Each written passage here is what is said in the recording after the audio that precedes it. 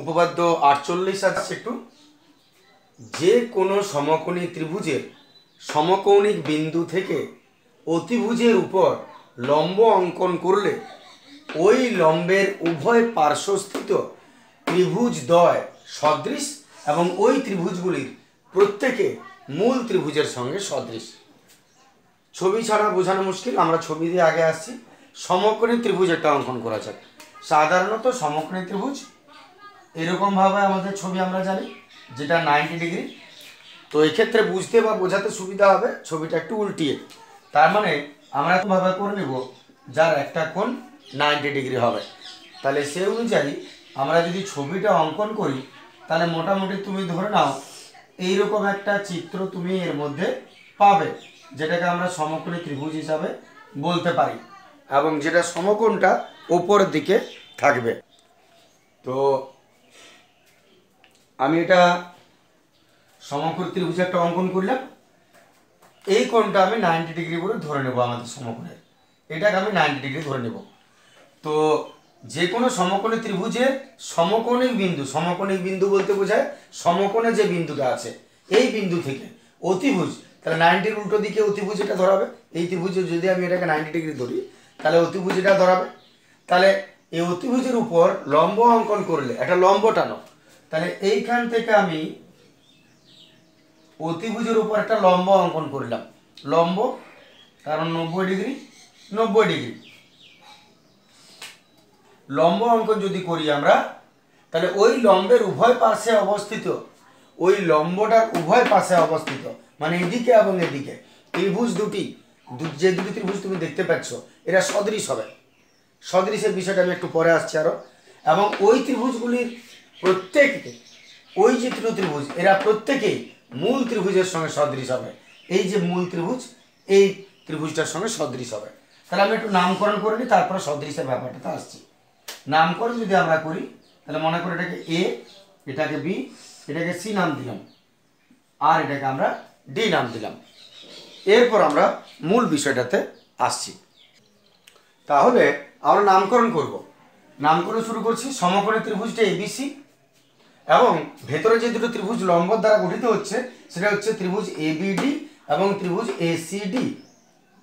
তোমাকে প্রমাণ করতে হবে এই বড় ত্রিভুজটার সঙ্গে এই ত্রিভুজটা সদৃশ, আবার বড় ত্রিভুজটার সঙ্গে এই ত্রিভুজটা সদৃশ, আবার এই দুটো ত্রিভুজও একে অপরের সঙ্গে সদৃশ।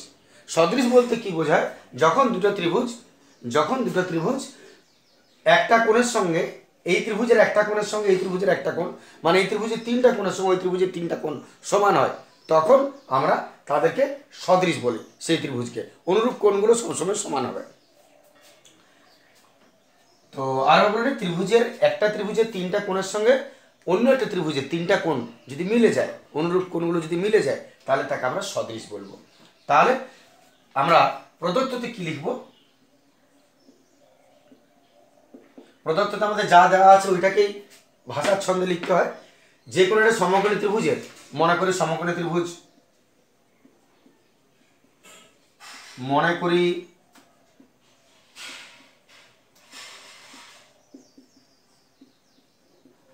সমকোণী ত্রিভুজ এবিসি এর, সমকোণী ত্রিভুজ মনে করি এবিসি এর সমকোণিক বিন্দু থেকে, সমকোণিক বিন্দু কোনটা? এ। তাহলে ওই ভাষাটা লিখবে সমকৌণিক বিন্দু এ থেকে, মানে বুঝতে পারছো একই রকম লিখো কিন্তু নামকরণটা দাও। এ থেকে অতিভুজের উপর লম্ব অঙ্কন করলে, এ থেকে অতিভুজ বিসি এর উপর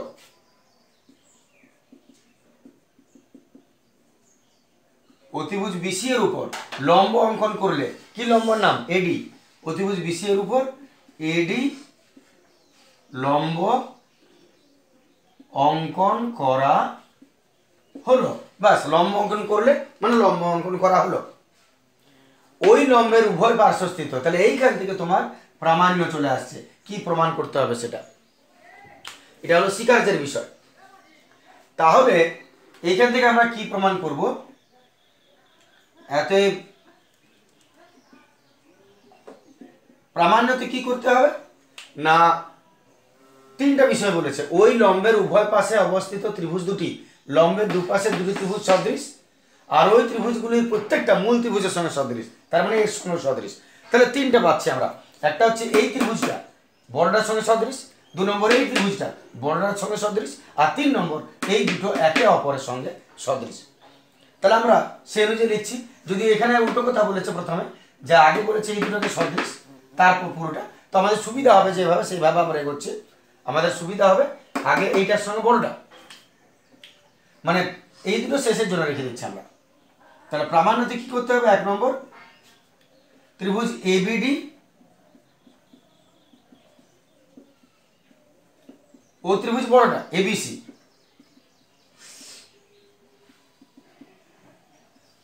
পরস্পর সদৃশ। 2 নম্বর এবার এই ত্রিভুজ এসিডি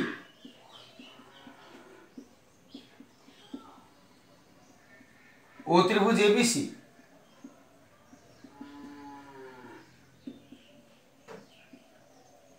পরস্পর সদৃশ। আর এইবারে তাহলে এটা বড়টার সঙ্গে সদৃশ, এটা বড়টার সঙ্গে সদৃশ, আর এই দুটোও সদৃশ একসঙ্গে। 3 নম্বর আমরা ত্রিভুজ এবিডি ও ত্রিভুজ এসিডি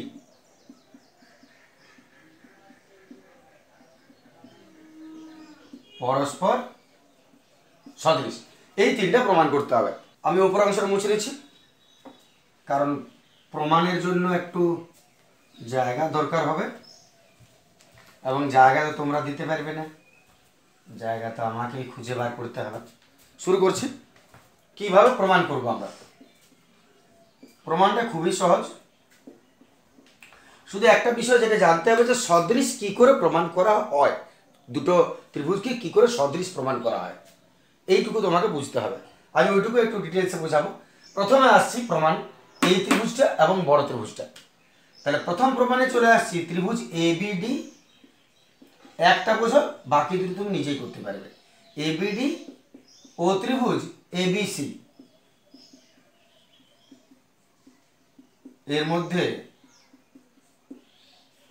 তাহলে ত্রিভুজ এবিডি ও ত্রিভুজ এবিসি এর মধ্যে এই দুটো ত্রিভুজকে, ছোট এইটা এবং বড়টা, সদৃশ কি করে হবে?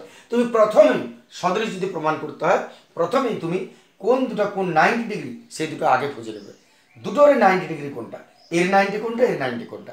তাহলে যদি তুমি লক্ষ্য করো, তো এই ছোট ত্রিভুজের 90 কোনটা, লম্ব বটে এটা, তাহলে এর 90 এটা, এবং বড় ত্রিভুজের 90 কোনটা, এইটা 90।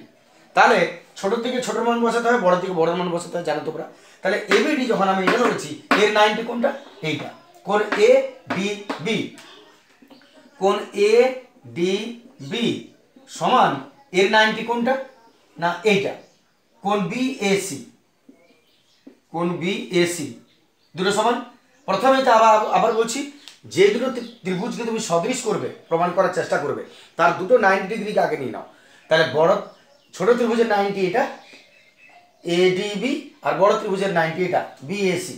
কারণ কি দেখিয়ে দিবে সবসময় যুক্তি, যেহেতু এরা সমকোণ তাই 90 সমকোণ। এটা যেহেতু লম্ব সবসময় 90 হয়, সমকোণ হয়, এবং এটা তো সমকোণী ত্রিভুজ বটে, তাহলে 90, যার জন্য সমকোণ। এরপর আরো দুটো কোণ তুমি সিমিলার পাবে। একই দুটো ত্রিভুজ একটা কোণের উপরেই বসে আছে। লক্ষ্য করো এই কোণটা, এই কোণটা যদি আমি লক্ষ্য করি, তো এই কোণটা এই ত্রিভুজটারও বটে, আবার এই ত্রিভুজটারও বটে। তাহলে এমন দুটো কোণ খুঁজো, বাস ওইটাই শেষ খোঁজা। এমন দুটো কোণ খোঁজো যে দুটো কোণ দুটো ত্রিভুজেরই হবে, এবং ওটা পাবেই তুমি। যেমন এখানে এই কোণটা এই ছোট ত্রিভুজটারও বটে, আর এই বড় ত্রিভুজটারও বটে, তাহলে ওটা তো কোণ হতে বাধ্য। তাহলে আমরা লিখবো, শুধু নামকরণটা ঠিক করে দিবে। যখন তুমি এই ত্রিভুজটা লিখছো, তখন তুমি কোণটার নাম দিবে এ বি ডি, আর যখন তুমি বড় ত্রিভুজটা নিয়ে লিখবে, তখন তুমি লিখবে কোণ এ বি সি। তাহলে ছোট কোণে যখন আসছি, তখন আমরা লিখবো কোণ এ বি ডি, কোণ এ বি ডি সমান বড় ত্রিভুজের তো এই কোণটাই বটে, এ বি, তা কিন্তু সি পর্যন্ত যাবে, এ বি সি। এবার তুমি একটা কথা খেয়াল করো, যদি দুটো ত্রিভুজের দুটো কোণ পরস্পর সমান হয়ে যায়, তৃতীয় কোণটা সমান হতে বাধ্য। যেমন এই একটা ত্রিভুজ, এই একটা ত্রিভুজ, এটা যদি 90 ডিগ্রি হয়, এটা যদি 90 ডিগ্রি হয়, এটা যদি 30 ডিগ্রি হয়, এটা যদি 30 ডিগ্রি হয়, তাহলে বাকি এটা 60 আর এটা 60 হতে তো বাধ্য। তাহলে যদি দুটো ত্রিভুজের আমি দুটো কোণ পরস্পর সমান করে দিই, তাহলে অতএব অবশিষ্ট যে দুটো কোণ পড়ে থাকছে, অবশিষ্ট কোণ, দুটো ত্রিভুজের অবশিষ্ট কোণগুলো বার করো। এই ছোট ত্রিভুজের এটা নিয়ে নিয়েছে, এটা নিয়েছে, বাকি আছে এই কোণটা, তাহলে এই কোণটার নাম লিখো বি এ ডি। অবশিষ্ট কোণ বি এ ডি সমান বড় ত্রিভুজের অবশিষ্ট কোণ কোনটা আছে দেখো, এইটা নিয়েছো, এইটা নিয়েছো, এইটা বাকি আছে, তাহলে এ সি বি, কোণ এ সি বি সমান, তাহলে অবশিষ্ট কোণ এটা আর এটা সমান হতে বাধ্য। তাহলে যখন তুমি দুটো ত্রিভুজের তিনটা শর্ত পূরণ করে দিয়েছো, তিনটা কোণ সমান পূরণ করে দিয়েছো, তাহলে এরা হবে সদৃশ কোণী, মানে সদৃশ ত্রিভুজ। তাহলে লিখতে পারো অতএব ত্রিভুজ এবিডি ও ত্রিভুজ এবিসি সদৃশ কোণী। চেক করে নাও, এই দুটোকে আমরা সদৃশ কোণী বলতে পারি। যদি এরা সদৃশ কোণী হয় তাহলে এরা পরস্পর সদৃশ হবে। তাহলে সদৃশ কোণী যখন হয়ে গেল, তাহলে তুমি লিখে দাও যে এরা পরস্পর সদৃশ। অতএব ত্রিভুজ এবিডি ও ত্রিভুজ এবিসি পরস্পর সদৃশ। তাহলে দুটো পরস্পর সদৃশ হলো। যে প্রসিডিওরে আমি এটা সদৃশ প্রমাণ করেছি, এই ছোটটার সঙ্গে এই বড়টা, তুমি নিজে এবারে এইটার সঙ্গে এইটাকে প্রমাণ করে দাও। এবারে এই ত্রিভুজটা চলে আসছে, প্রথম কাজ শেষ হয়ে গেল, একটা প্রমাণ আমাদের হয়ে গেছে। এটা ছিল 1 নম্বর প্রমাণ। এবারে 2 নম্বর প্রমাণ আসছে। প্রথম প্রমাণ ছিল ছোটটার সঙ্গে বড়টা, মানে এই 2 নম্বর এটার সঙ্গে বড়টা ছিল, তাহলে এবারে ওইটা আসছে। আবার ত্রিভুজ এদিকেরটা এসিডি ও ত্রিভুজ এবিসি এর মধ্যে এবারে তোমরা নিজেরা বলো কোনটা কোনটা সমান হবে। প্রথম কি সমান হবে? এই দুটো ত্রিভুজের মধ্যে এইটা এবং বড়টা। প্রথমে 90 খোঁজো। 90 কোনটা? না, এই ছোট ত্রিভুজের 90 হবে এইটা, আর বড় ত্রিভুজের 90 তো আছে এইটা। তাহলে আমি এই দিকটা আগে লিখেছি, তাহলে কোণ এডিসি সমান কোণ বিএসি হবে। বিএসি যেহেতু এরা সমকোণ। এরপর দ্বিতীয় ত্রিভুজটা খোঁজো, দ্বিতীয় কোণগুলো খোঁজো। এই কোণটা, এই কোণটা এই ত্রিভুজেরও বটে আর বড় ত্রিভুজেরও বটে। তাহলে দ্বিতীয় স্টেপ এটা, কোণ এসিডি, যখন ছোটটা লিখছো এসিডি, ছোট ত্রিভুজ যখন, তখন এসিডি পর্যন্ত আসবে, এসিডি। কিন্তু যখন বড় নেবে তখন এসিবি পর্যন্ত আসবে, এসিবি। এটার কোনো কারণের দরকার নেই, এটা তো দুটো মিলছেই। অতএব অবশিষ্ট কে পড়ে রইল চেক করো। এটা হয়ে গেছে আর এটা দুটোরই পড়ে, তাহলে পড়ে রইল এর ছোটটার এই কোণটা আর বড়টার এই কোণটা। দেখো তুমি এইটা করে নিয়েছো, এইটাও সমান হয়ে গেছে। এবার ছোট ত্রিভুজের এইটা বাকি আছে,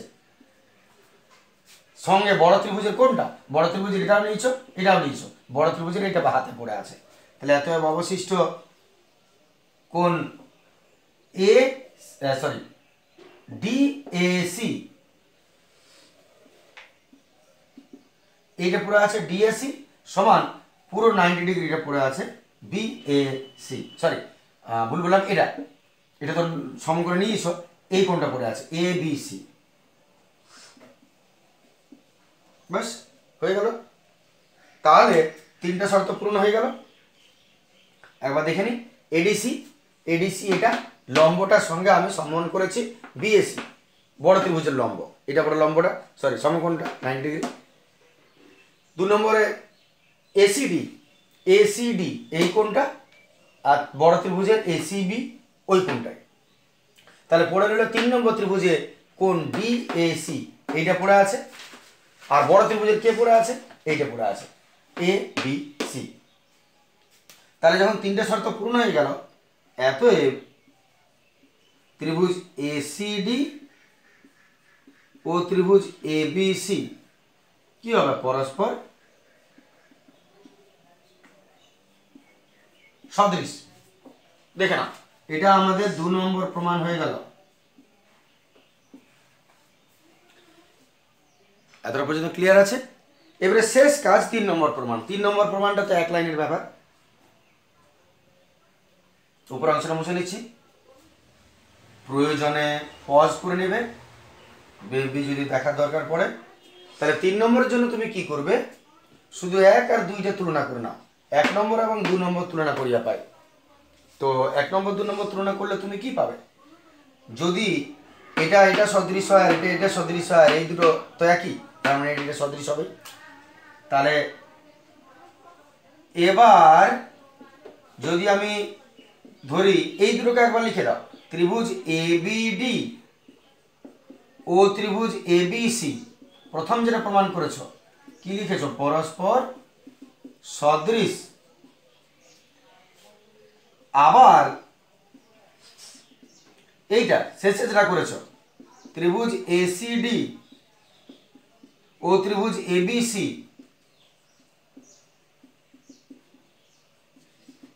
পরস্পর সদৃশ। তাহলে এইটা আর এইটা সদৃশ, এইটা আর এইটা সদৃশ। এবারে যদি এই দুটো যদি একই হয়, তার মানে এরাও সদৃশ। এটার সঙ্গে যদি এটা সদৃশ, এটার সঙ্গে যদি এটা সদৃশ, তাহলে এই দুটো যদি একই হয়, তাহলে এটা একই হবে। রামবাবু আর শ্যামবাবুর বয়স আর যদুবাবু আর শ্যামবাবুর বয়স যদি সমান হয়, তাহলে শ্যামবাবু দুজন একই ব্যক্তি। অতএব যদুবাবু আর রামবাবুর বয়স একই হয়েছে। অতএব ত্রিভুজ এবিসি ত্রিভুজ এবিডি ও ত্রিভুজ এসিডি পরস্পর সদৃশ হতে বাধ্য। 3 নম্বর প্রমাণ হয়ে গেল। কেমন, সহজ ছিল না?